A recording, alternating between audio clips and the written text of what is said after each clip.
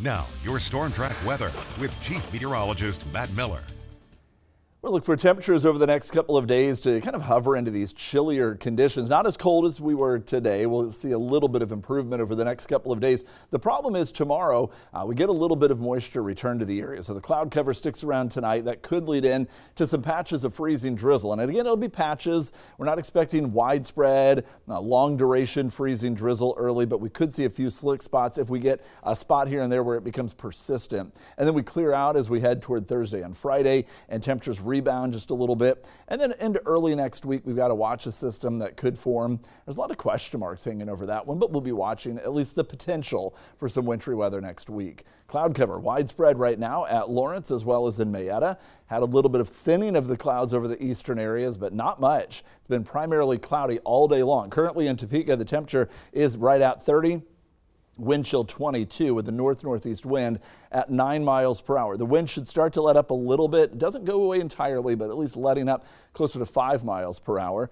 32 was the high. A lot of that reached in the night. We fell to 26 and we just have struggled to warm. 30 has been about the warmest we've been during the daytime in Topeka. And some of the western counties have never gotten out of the 20s all day long.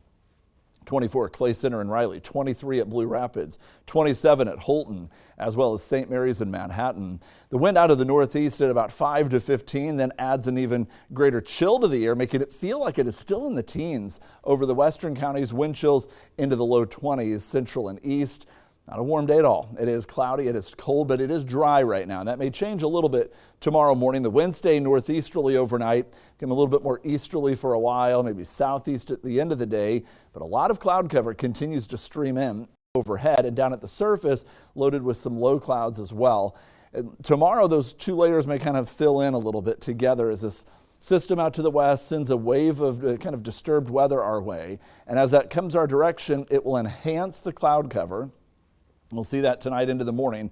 Not much showing up in the early hours, but as we head toward the afternoon, maybe a few light showers developing. As the showers are developing, prior to that, what doesn't show up on a projection is the potential for some drizzle.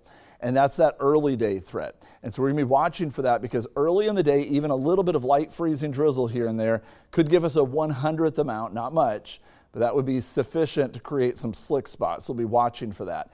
Then we catch a break for a few days, and then next week, this is next Monday and next Tuesday, maybe a winter mix of rain, snow, but I think mainly just a snow chance on Tuesday and then maybe more of a mix on Wednesday if this develops this way.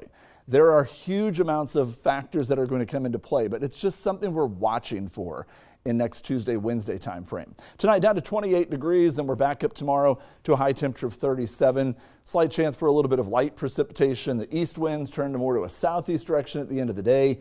40% chance for a light winter mix in the morning, and then mid-40s Thursday, Friday, and Saturday. We cool back into the upper 30s Sunday and Monday, and you see that 30% chance for snow possible on Tuesday. There are question marks about that one. It is not a guarantee that we get that system. I think a system will form, move across the middle of the country. Whether or not that means Kansas or not, that's to be determined. So we'll be watching that for the early to middle part of next week. Otherwise, temperatures are pretty close to average through the next week. Well, school administrators will watch that very carefully because I think most districts are out of days. Yeah, that has been a concern after the blizzard. There's just not a lot of wiggle room on that. Hopefully, we don't get into anything too problematic. All right, Matt, thank you. And we'll be back with much more in just a moment.